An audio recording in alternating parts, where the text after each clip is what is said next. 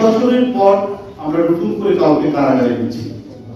তো আপনারা নির্বাচন করার জন্যই হাজার হাজার নেতা কর্মী এটা বিরোধী দলের আপনারা কারাগারে নিয়েছিলেন, সেই মন্ত্রীর উদ্দেশ্য নিয়ে এই যখন মানে নিজেদের যে সমস্ত অন্যায় অবিচারগুলো আপনাদের তাদের নিজেদের কণ্ঠ থেকে বেরোয়, তখন বুঝতে হবে যে আমরা বাংলাদেশে নিঃসন্দেহে কোনো মুক্ত বাতাসের মধ্যে নেই, মুক্ত পরিবেশের মধ্যে আমরা নেই। আমরা একটি কঠিন অবস্থা পার করছি। আর যখন মুক্ত পরিবেশ থাকে না, তখন সংবাদপত্রের যে স্বাভাবিক বিকাশ, সংবাদপত্রের যে স্বাধীন পথ চলা, সেটাও কিন্তু খুব কঠোর মুক্ত থাকে।